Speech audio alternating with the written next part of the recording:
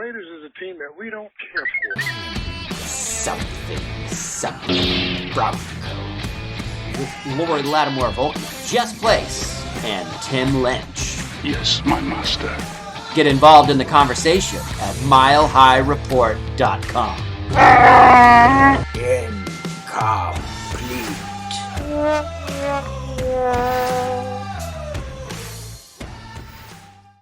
You are listening to Something Something Broncos. I am Jess Place, joined by Laurie Lattimore-Volkmann and Tim Lynch. I am sad to say that I am no longer doing the sponsor because I am lazy. So all the shows from now on will be sponsored by laziness. So, no way. One person come on. You can do better than amusing. that. I got one. You have a sponsor? You got a sponsor without telling us? Mm-hmm. Yeah. Empower Field at Arrowhead Stadium. Oh. Nice. Isn't that nice how our stadium sponsor supports our division rival? Like, how great was that? I saw that tweet shortly after the Kansas City Chiefs clinched their Super Bowl berth. Our stadium sponsors congratulated their Super Bowl, well, we'll say AFC championship. They haven't won the Super Bowl yet, and I don't think it's going to happen personally, but it's a little depressing to see that. Budweiser sponsors multiple teams and things like that, but Empower Retirement was sold to us by Joe Ellis as a hometown Colorado company that likes the Chiefs. So, depressing.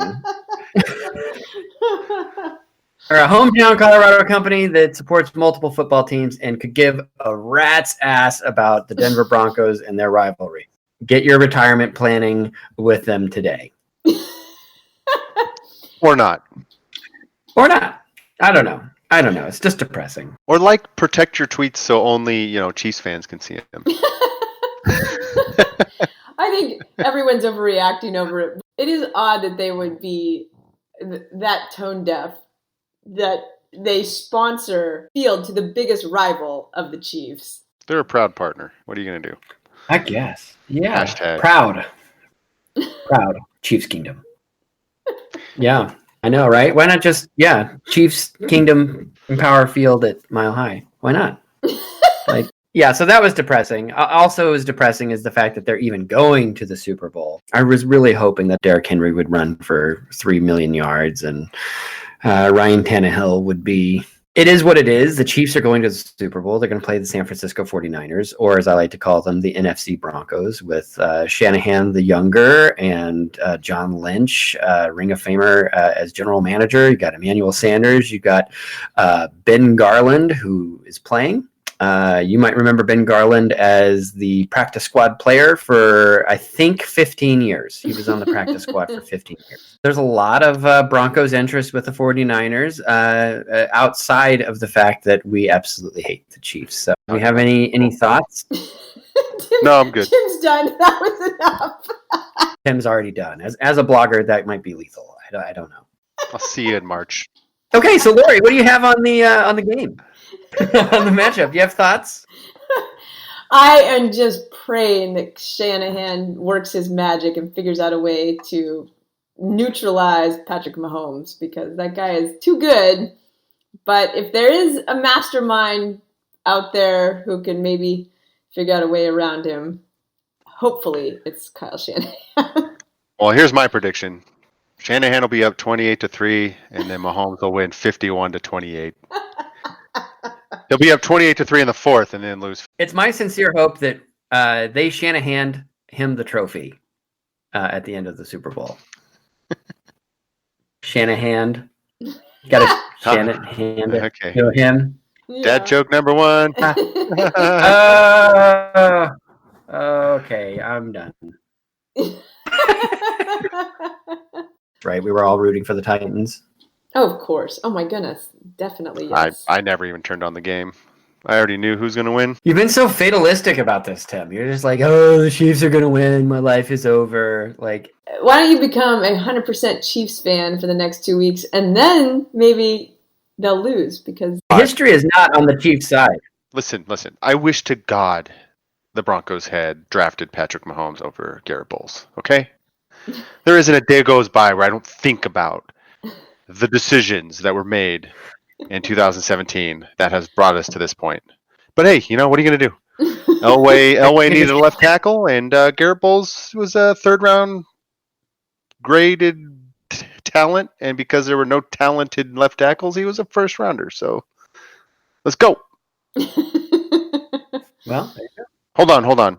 That was my best Garrett Bowles impression. what? I said, hold on. That was my best Garrett Bowles impression. Hold on. See, there's my dad all right, joke. Lori, you're up. Oh my God, I can't. We do need this your anymore. dad joke, Lori. I'm Hand it to Garrett Bowles. oh my Yeah, goodness. no. All right, so let's move on. I was talking to my friend who is a big Chiefs fan, and I said, "Wow, this is a big moment for you. This is very exciting. This is like the best you've been since Elvis Gerback." And he's like, "The sexiest man alive." And I was like, "What? What do you mean?" And so he told me a story, and it is 100% true. I looked it up. Our sister site, Arrowhead Pride, actually published a article about it. In 1998, they made a mistake. People Magazine did this and accidentally declared Elvis Gerback people's sexiest athlete. You may not remember him. He was a quarterback. I believe he also played for the Ravens for a while, but he was not good. And actually, he almost came to Denver. I remember there being some talk a long time ago about possibly bringing him in. But the magazine told its photographers to take pictures of the Chiefs quarterback, not specifying that they meant Rich Gannon and not Elvis Gerback. The photos came back to the office in New York, and they realized what they had done and made a huge mistake. They shot out Chiefs quarterback, which was technically Gerback at the time, but Rich Gannon had stepped in, I guess, in relief. And so they ended up taking all these pictures and profiling Elvis Gerback. And upon learning the truth, he had the heart or guts to tell Gerback that an unfathomable mistake had been made. People's 1998 sexiest athlete. I don't know. I just thought that was interesting. You're writing that post, so He's that. How did this part of the story become public? Like, at what point did people admit their mistake? I don't know. I guess it just leaked out. Where is Jason La Canfora when we need him? The last line of his photo spread is, "It's his personality that makes him sexy." Because they had to qualify it. So he's got a great personality. Elvis does. Wait, are we going to talk about the Pro Bowl? Should we get on with that rather than talk about the game itself? Like, how do you approach each every year, Tim? Are you wrapped with excitement? I do. I get excited to watch about 3 minutes of highlights on the Monday after. But that's just, I'm just not a big Pro Bowl fan. It's just not interesting. No, it's dumb. They don't play a real game. It's not even the best players of the season generally. Yeah, no one. Von Miller and Cortland Sutton are representatives, but it's still an irrelevant game. Really, it's people who were voted because they were good the year before, or it's the backups because the really good players are in the Super Bowl and so they don't come. It's just dumb, and they play two-hand touch practically. They're all joking with each other. I think the Pro Bowl format could be made much more interesting. I can remember when I was a kid, I was really into basketball, like NBA basketball. And I never really cared about the All-Star game. It was the slam dunk contest, like the skills-based kind of like three-point contest. That stuff was so much fun to watch. Like if they would just put more emphasis on like. Well, they do that. They added that. Yeah, but they don't. The emphasis isn't there. Honestly, the Pro Bowl was more useful when they played it after the Super Bowl. So truthfully, the best players are in it. With injuries and stuff, I'm pretty sure even now, if they tried to do it like that, players wouldn't play the same. A lot of players would still opt out. I think it's just impossible to be a relevant game. I know how to make it relevant. Make the prize for winning $5 million split by the team. All of a sudden, you're like, holy shit, we could win $5 million. Let's go play. And like Laurie said, you make it at the end of the year after the Super Bowl like it used to be. And you can't just opt out. You have to play. You believe it or not, it could be in your contract that you actually have to play the game. Or you can't say on your resume or whatever that you were a Pro Bowler unless you play in the game. All right, so we've solved it. Thank you for listening to Something Something Broncos. I have a plan that will work 100%. 100%. It involves some of what Jess said. Move the game to after the Super Bowl and I make said the that. winner get. Oh, well, then your idea there. Make the winner make a lot of money. So if you win the It sounded game, better you get- coming from me. I'm like my kids. That was my idea. I said it first.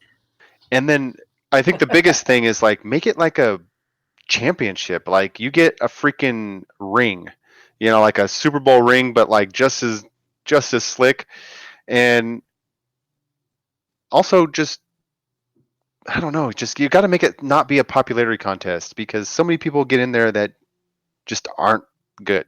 Right. You got to lock down the voting to people that actually know what the freaking hell they're talking about. Well, we have learned from the Hall of Fame you cannot even count on like the reporters who are supposed to know the game. Oh yeah, we'll just have a Steelers Cowboys Pro Bowl every year. Yeah, but you know what it should be? There should be maybe some minimum standards for your statistics.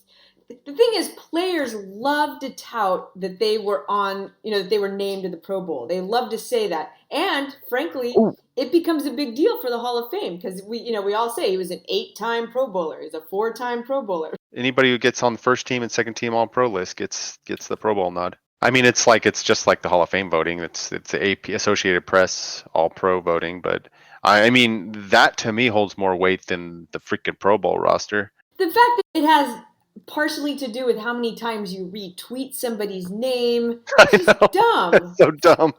So dumb. That's so freaking dumb. And then even then, you still get Earl Thomas over Justin Simmons, which was, I mean, what did Earl Thomas do? Like, be the lead blocker for Derrick Henry in their game in 2 weeks ago? I mean, come on. It's a joke. But it's a joke that becomes serious somehow when it comes to the Hall of Fame. And so 10 years from now, when these guys are coming out and they, that's something they want to talk about, it shouldn't even be part of the conversation anymore. Now that the Pro Bowl is just this ridiculous kind of carnival that they go out and do. Yeah. So if Roger Goodell, if you're listening, you can hire me on full time. I can work this out for you. No problem. And I can completely fix the Pro Bowl problem that you have. It used to be competitive. Like when after the NFL and AFL merger, like these guys hated each other. Like they would. It was like more intense than many football games. And then over time, it just kind of they just kind of depleted all the interest in it. And you can't blitz and this and that. And so it's just free agency killed it. It used to be a real all-star game, and it's not really an all-star game because they play it before the Super Bowl, so half the players don't play. Another half don't want to. Another half, I'm doing some Yogi Berra math right now. And the rest of them, because football has changed, they don't let them play a hard game. And these guys don't want to get hurt. They don't want to ruin their chances for a big payday. You can't blame them for that. No, you can't, right? But it also makes the game just absolutely worthless. Yeah. Well, so that's what you do. You raise the winning team's share, so $5 million split between. Is it 53? It's less than that, isn't it? Like they don't have like a full 50. I don't know if they do or not. But you want me to get that, Tim? No. You know what? I do need to take this. As John Elway. He's probably asked me what he should do in the draft. Hold on a second. Good afternoon. John? Thank you for calling Tim's house. Trade My name is Garrett Jess. Ball. How may I direct your call? So, okay, and then what you do is you take out an insurance policy that if anyone gets injured, like an injury on a list, like so we'll get a list like torn MCL or something like that, then you get like $10 million or whatever your like salary is. Like they should have an insurance policy to make it so that if you do get injured, your life isn't over, so that you'll play.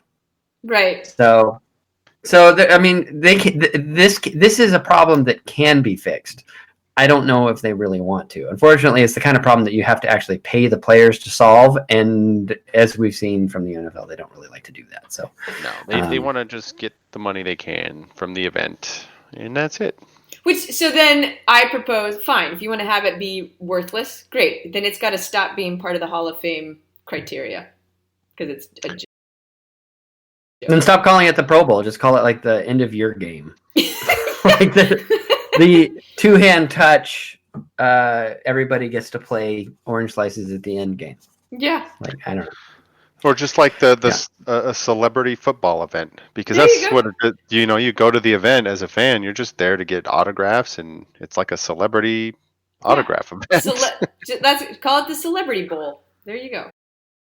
You know what's kind of funny is that, like, if you look back at like these kind of exhibition-y kind of weird games, there used to be up until I think like the early 70s, there was a game where you had NFL All-Stars playing college All-Stars, and that's how it started. The Pro Bowl started that way. I'm Wikipediaing it. Hold on. It ended 73. That's my guess. There's a lot of reading here. I know the last game. The winners get 67,000. The losers get 39,000. So that's a pretty hefty payout for just showing up. The last one, I think it was in the 70s or 60s, and it was a rainy game, and they ended up ending it early because it was just like a total mess. No one was there. It was like a disaster. The last game the College All-Stars won came in 1963. So that was the last time they won. The last game was the Super Bowl champion Steelers played the College All-Star game, and the Steelers led 24-0, and the game was called. Well, it was the storm, though. Not only was the storm like something of a disaster movie, but when the college team's coach tried to call a timeout, his players organized in the monsoon. The fans took the opportunity to storm the field. Eventually, the game was called off in the third quarter because of lightning. Right. And because those there fans you on go. The field had torn the goalpost down. So okay, man, what a game that was! Yeah. Okay. So 1976. That's it. That was when it was. That was the last game in 1976, and it was called because of terrible weather and surly fans that stole the goalpost. I would rather see that, to be honest. Like, wouldn't you rather see LSU play? I don't know, the Jaguars or something. Just like beat the crap out of them. Like, that'd be a lot of fun. I'd pay to watch that. That'd be great. Hell, I could do pay-per-view. You know, it's like Minshew Madness versus Joe Burrow, and then Burrow gets hurt, and then the Bengals are screwed again. Take that. I actually found a video of the game. Jeez. Total mayhem. It's almost like a Raider game on Monday Night Football after they get blown up by the Broncos. That's true. So we're in agreement that they need to bring back the College All-Star game. No, that's a terrible idea. No? Wait, what? Oh, what a time to be alive in the 1970s, huh? Like they just didn't care. They're just like, sure, why not? What could go wrong? What could go wrong? CTE, it's okay. It's okay. Well, I mean, I get it. At that time, it was still like they were still in competition. The NFL wasn't as big as college football, and so they had to try to level the playing field. And then they realized that they had the advantage, I guess, in that game. And we're like, okay, we're done with this. They continued it for, how long was that? Like 14 years, where the college all-stars were getting their asses kicked every year, and they just kept on, come on back out, guys, come on back out. Come get beat up by these full-grown men. No problem. You got Jack Lambert like going after some 18-year-old kid. It's just like having, Alabama play Troy State or something, though. I mean, it's the same idea. Yeah, you have a powerhouse play an underdog. They do it because I wonder what the rules were. Like, what were the hashtags and the hashtags, the hash marks? Like, how did they kind of reconcile the college game to the NFL game? Like, I'm kind of interested in that. That'd be interesting, but no one else is. So that's why we'll never know. That could be a one comment article on milehighreport.com, as many of my history articles are, with the 1 and 2 responses. But the good news is they only take like 2 or 3 hours each to write. So it's like that payoff of like, oh, let's see how my article's doing, and nobody cares. So, but the joke's on you, because when I do those history articles, I can always go back in time and like cut and paste and copy and boom, bang out another article 3 years later. You can find them. That no one will read. Great show. That's it? That's it. That's it? We're done? Wait, we need a mystery question. Lori, I'm going to put you on the spot. Come up with a mystery question. I'm not going to know, but go ahead. Got it. No, I mean, you have to come up with one.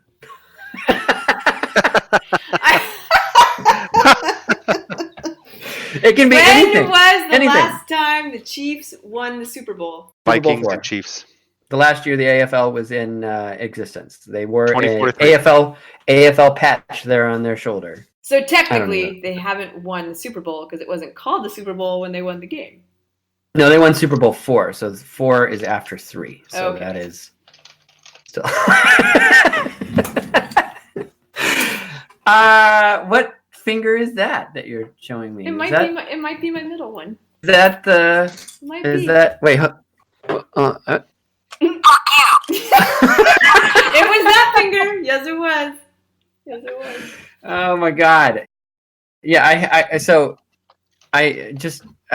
that reaction that you just gave me is what I felt through the phone when I called my doctor a while ago. I was like, hey, I would like to reschedule my appointment for after 2:00 because my work schedule has changed. And they're like, oh, well, and then I went through like this whole rigmarole, like, oh, she's not in the office here. She's not in the office there. She's not in the, how about a 1:30? And I'm just like, finally we settle. And I'm like, 1:30. Well, 1:30 is not after 2:00. And so is there another time? And then the lady on the phone was like, oh, no, she leaves it at 1:45 every day. So I spent like 20 minutes finding a day that would work. And then she's like telling me, it's like I wanted to reach through the phone and grab her and just choke her up. But so anyway, so I apologize. That was terrible. So Super Bowl 4 is after Super Bowl 3. It's true, but I could have said it nicer, and I apologize. You do not. And I would not accept it if it were nicer. So when I see you next, or for the first time, because I've never actually met either of you in person. However, I have known both of you for years. Tim, I've almost known Tim for 10 years. That's crazy. I've never met him in person. But I will understand if you haul off and punch me in the face. It's like we're long lost brothers. I'd be like, Jess, it's so nice to meet you. Oh, right there. Right. Yeah. A vanilla nut tap right there. Boom. Get you. And I would deserve it. I'd be like, well, it's good to see you. It's nice to meet you. And I knew it was coming. That's why I will be wearing a cup. Like all good things, it has to come to an end. Late breaking news, Antonio Brown has barricaded himself in his house. So I thought that was yesterday. He's been doing this a lot. The standoff's been a long one. I swear he needs a reality show. Oh, I am help. Or help. Yeah, no, 108, police say Antonio Brown has locked himself in his house while battery investigation continues. So he's just, he wishes he has that hot air balloon now. Yeah. See you. Oh. You have to be really sneaky because it's not like that hot air balloon takes off super fast. Something Something Broncos is coming to an end right now. You've been listening to Jess Place, Laurie Lattimore-Volkmann, and Tim Lynch. We are all contributors to milehighreport.com, your one-stop shop for all things Empower, retirement, Chiefs Kingdom related news, history, stats, all that kind of exciting things. You can listen to this podcast every Thursday on the Mile High Report Podcast Network. Be sure to subscribe wherever you get your podcasts. Like and comment and tweet us and let us know what you like or what you don't like. If I am too mean to Tim or to Laurie, let them know that your sympathies are with them.